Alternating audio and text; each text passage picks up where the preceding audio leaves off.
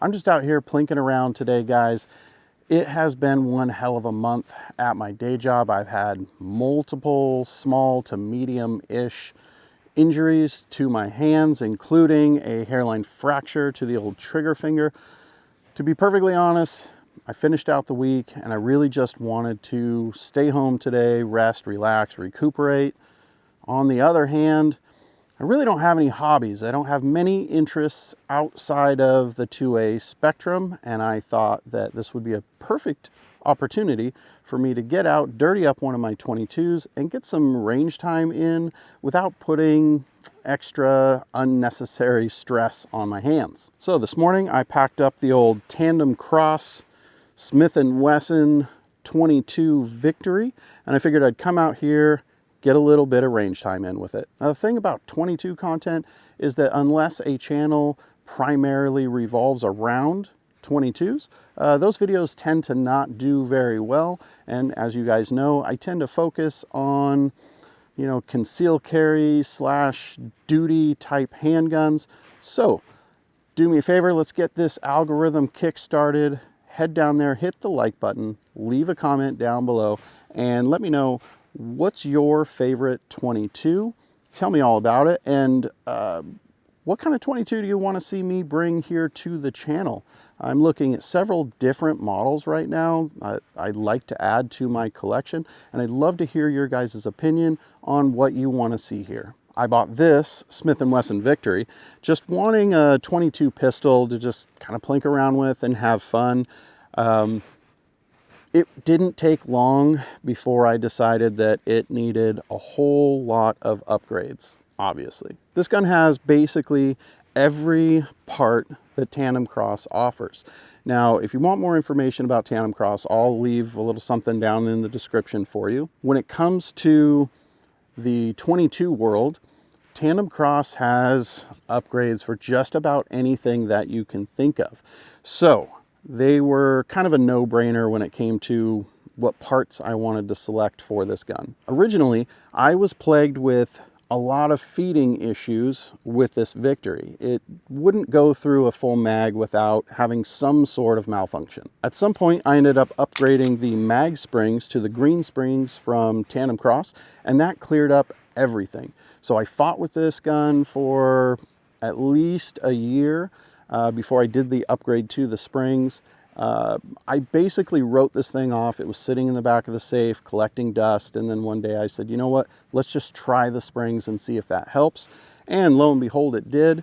I also went ahead and upgraded every last mag that I have for this with their TandemKross extended mag bases. As excessive as it may seem, I went ahead and fitted this Victory with the TandemKross Spitfire barrel and the Pro comp. Does it need a comp?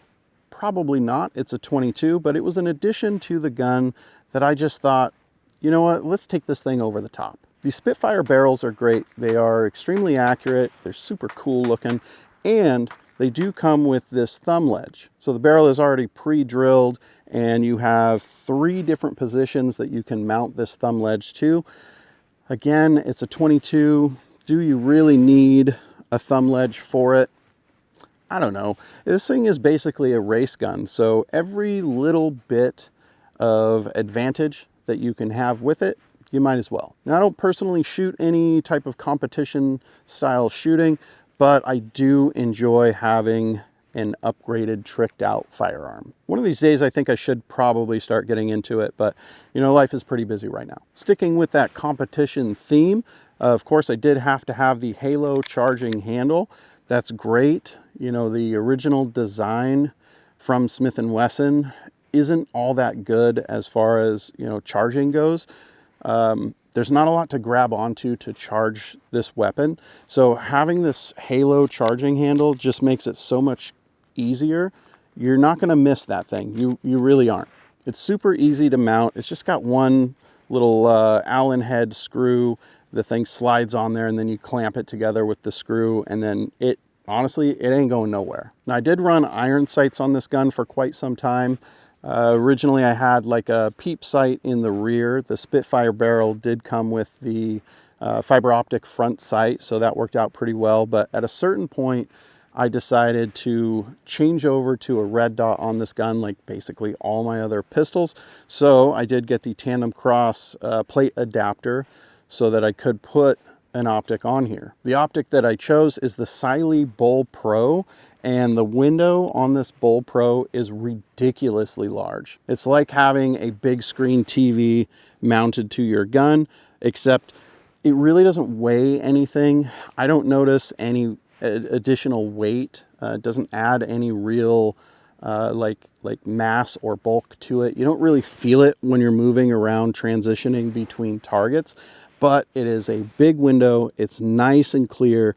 The dot is super crisp, and for being a budget friendly red dot, it's actually pretty high quality. Next, I've got the extended safety from TandemKross. You know, the way that this thing is extended, it also gives you a thumb ledge. So not only do I have a bigger area for my primary thumb, but I also have the thumb ledge for my secondary. So I'm really able to get in there and get the most control out of this pistol using these two items. Again, it's a 22. There's not a lot of recoil to begin with, but it really is comfortable having those two for both of your thumbs. Another absolute must-have upgrade for the Smith & Wesson Victory is the TandemKross flat face trigger.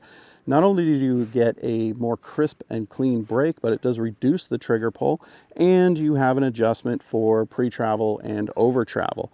Now, the original trigger in the Smith & Wesson Victory, it's not great. You're definitely going to notice a huge improvement with the TK version. I got two more things on the list. There is the extended mag release. I like the extended mag release, but I do wish that it had like a slightly different head on it. This one has like an octagon shape button end. It's a little sharp on the corners, and really I should take this and kind of file it down and make it a little smoother. But, you know, it's one of the better ones that's out there. It could use a redesign, but you know, it is what it is. I had to go to an extended design because I did put the TandemKross grip set on here. Now, this grip set is incredibly comfortable. It is so much better than what Smith & Wesson put on this gun to begin with. The thing is, though, because of how it's designed, you don't have a lot of room to actually get to the stock mag release. So you really do have to put some sort of extension on there. So all of these upgrades have turned this Smith & Wesson Victory into a real race machine. It shoots smoothly, it shoots flatly. Obviously, it's a 22.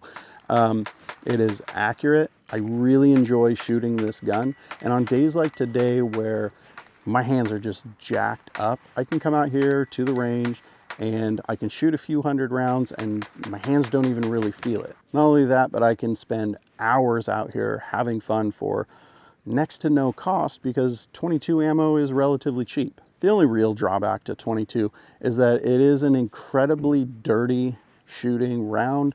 So after I hit the range, obviously I have to go home, completely take this thing apart and scrub the living hell out of it. Otherwise, it's going to foul up and it's not going to run properly. Now, if you have a 22, whether it is a Victory or any type of Ruger pistol or rifle, let's see, the Taurus TX22, they have a huge list of 22s that they produce parts for. And the parts that TandemKross is producing are some of the highest quality that are out there. So I've got about 500 rounds of ammo here with me today. I'm gonna go ahead and get my target set up and I'm gonna burn through that stuff. I'm gonna have a good old time. Then I'm gonna head home and I'm gonna just relax for the rest of my weekend. Really appreciate you guys watching. I'll see you back here real soon.